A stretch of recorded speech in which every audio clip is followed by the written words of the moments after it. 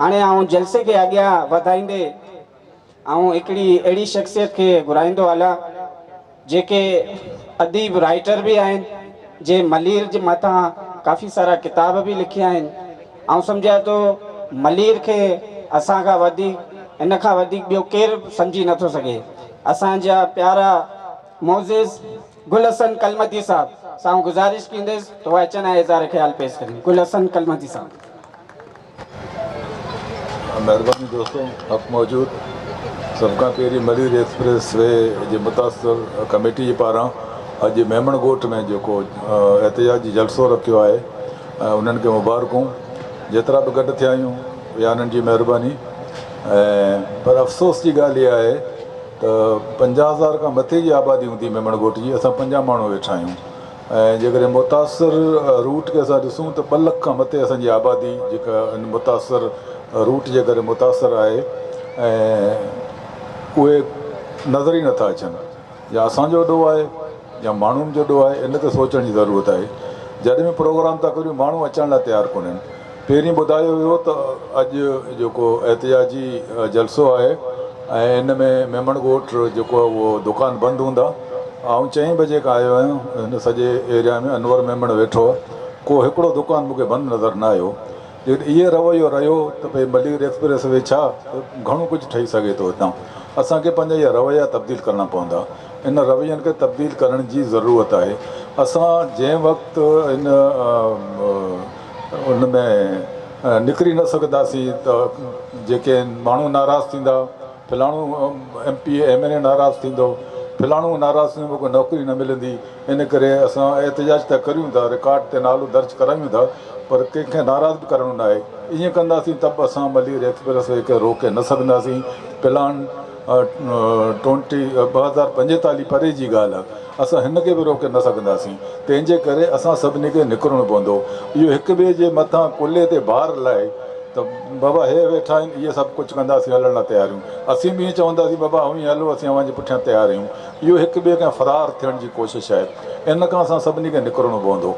ॿी ॻाल्हि इहा त असां जेकॾहिं हिन रूट जे ख़िलाफ़ु आहियूं त असांखे निकिरणो पवंदो। एक्सप्रेस वे जे दोस्तनि खे जेका कमेटी ठही, असीं सां गॾु हूंदासीं। हिकिड़े हिकिड़े घर, हिकिड़े हिकिड़े ॻोठ वञूं ऐं माण्हुनि खे ॿुधायूं त हीउ मनसूबो अव्हांजे लाइ तरक़ी कोन्हे, इहा तबाही आहे। इन खां निकिरण जी ज़रूरत आहे। हिन नमूने सां असां कंदासीं त कंहिं बि सूरत में कामयाबु कोन ईंदासीं। तंहिंजे करे इहे सभु रवैया आहिनि, उन्हनि रवैयनि जे बारे में माण्हुनि खे आगाही ॾियणी पवंदी, निकिरणो पवंदो। जेसीं न निकिरंदा, हर जेके तरीक़ा असांखे इस्तेमालु करणा पवंदा। मूंखे ख़बर कोन्हे ओलथाणे में इहा ॻाल्हि कई, अॼु मां इहा ॻाल्हि थो करियां त असां कोर्ट विया आहियूं या न विया आहियूं। असांजा मुतासिर कमेटी जा दोस्त जेके मुतासिर ज़मीनदार आहिनि, जेके मुतासिर ॻोठाणा आहिनि, छा इहे कोर्ट विया आहिनि या न विया आहिनि। तंहिंजे करे लियारी एक्सप्रेस वे जो मिसाल अव्हांजे साम्हूं आहे। जॾहिं लियारी एक्सप्रेस वे जा दोस्त कोर्ट विया, तव्हां ॾिसो त मारीपुर खां वठी सोरापुर ताईं ॿियो हू पासो जेको पंहिंजो रेक्सर वारो पासो या मेवाशाह वारो पासो, उते उन्हनि पिलर ॾेई करे हिन मनसूबे खे चेंज कयो। कोर्ट जो फ़ैसिलो ॾिनो त को बि घर न ढहे। हिते त जेकॾहिं विया आहिनि दोस्त कोर्ट में त सुठी ॻाल्हि, न विया आहिनि त पहिरीं फ़ुर्सत में असांखे कोर्ट वञिणो पवंदो। ॿी ॻाल्हि इहा त असां हुन पंहिंजे प्रोग्राम में मूं चयो त घटि में घटि जेका कराची जी सिविल सोसाइटी आहे, असां उन्हनि जो हिकिड़ो सेमिनार रखूं, पंहिंजो मौक़ुफ़ उन्हनि जे साम्हूं पेश करियूं। प्रेस क्लब कराची ते वञूं, उते एहतिजाज करियूं। असां निकिरूं, न निकिरंदासीं जेतिरा बि आहियूं, हाणे इहा क़बूल करिणो पवंदो जेकर माण्हू नथो निकिरे त चुप करे न वेहंदासीं, पर जेतिरा बि आहियूं असां निकिरूं। ऐं हिन मसइले ते असां सेमिनार करे माण्हुनि खे ॿुधायूं त हिन सां माहौलियात जो जेका तबाही थिए थी, हिन सां ॻोठ तबाह पिया थियनि, हिन सां असांजूं एग्रीकल्चर ज़मीनूं ख़तमु पई थियूं। इहो असां माण्हुनि खे ॿुधायूं जी कराची जे ॿियनि माण्हुनि खे पाण सां गॾु वठी हलूं। पाण सां गॾु वठी हलंदासीं त यकीननि असां, मां हमेशह चवंदो आहियां, तव्हां बैरिया टाउन जे हवाले सां इंडिजन्स राइट लाइन्स बि थोरा ई माण्हू हुआसीं, पर असां हैदराबाद खां वठी कराचीअ जे कंहिं बि यूनिवर्सिटी खे असां न छॾियो, कंहिं बि सिविल सोसाइटी जे दोस्त खे, ऑर्गेनाइज़ेशन खे असां उन्हनि खे वञी ॿुधायो। उन्हनि खे जेके सियासी पार्टियूं आहिनि, उन्हनि सियासी पार्टियुनि जे लीडरनि सां असां ॻाल्हायो, उन्हनि खे ॻाल्हि सम्झाइण जी कोशिशि कई। तॾहिं 6 जून जो जलसो थियो। तंहिंजे करे असांखे इन डप खां निकिरणो पवंदो त पाकिस्तान पीपल्स पार्टी जा दोस्त नाराज़ थींदा, ऐं असांखे नौकरियूं न मिलंदियूं, इन ॻाल्हि खां निकिरंदा आहियूं। जेके बि सिंध में सियासी धुरियूं आहिनि उन सभिनी सियासी धुरियुनि खे घुराए हिन मसइले ते असांखे APC करणी पवंदी ऐं उन्हनि दोस्तनि खे ॿुधाइणो पवंदो त हीउ मसइलो असांजे लाइ ज़िंदगी मौत जो मसइलो, अवां असांखे साथ ॾियो।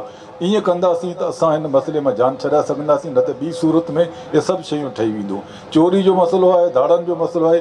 असां शुरू खां वठी चऊं था त जेकॾहिं अवां पंहिंजा घर धारियुनि खे वेकिरो कया, अवां पंहिंजा घर पंहिंजा दुकान जेके ॿियनि माण्हुनि खे ॾिना त अवां जे लाइ इहे मुसीबतूं ॻिची में पवंदियूं। इहे अवां जे ॻिची में आहिनि। तंहिंजे करे कोशिशि करियो त पंहिंजो दुकानु, पंहिंजो जेको कारोबार आहे, पंहिंजो जेको इलाइक़ो आहे, ॻोठ, उते पाण रहो। ॿियनि खे चाहियूं ॾींदव त ईअं थींदो। इहो जेकॾहिं जेका सूरत हाल आहे कॾहिं ख़तमु न थींदी। महिरबानी आहे दोस्तनि जी। ऐं दोस्त हिकु भेरो वरी वेहनि, जेके कमेटी जा दोस्त आहिनि वेहनि, हिकिड़ी सिलेक्टेड मीटिंग कनि त असांखे मुस्तक़बिल में करिणो छा आहे। असां गॾु हूंदासीं, प्लान ॾींदासीं, जेको करे सघंदासीं उहो असां गॾु करण लाइ तयारु आहियूं। ऐं हीअ जेका सूरत हाल आहे हिन में तव्हां ॾिसो, मूं पहिरीं चयो त हेॾी वॾी आबादी हालति इहा लॻी पई त 100 कुर्सियूं असां नथा भरे सघूं।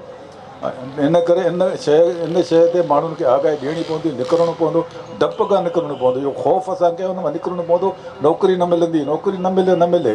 जेकॾहिं इहे ॻोठ हूंदा, शयूं हूंदियूं, असांजो इलाइक़ो हूंदो, सभु शयूं असां ख़ुशहाल हूंदासीं। हिकिड़े नौकिरी जे लाइ करे असां न निकिरंदासीं ऐं उन्हनि माण्हुनि ते छॾींदासीं जेके माण्हू जेके हिन सॼे मलीर खे भींग था कनि, तबाही था कनि, त पोइ ईअं हूंदो जीअं आहे। महिरबानी में दोस्तनि जी अलाह आई। मलीर जा मोज़िज़ गुल हसन कलमती साहब इंतहाई बेहतरीन तजवीज़ पेश कई।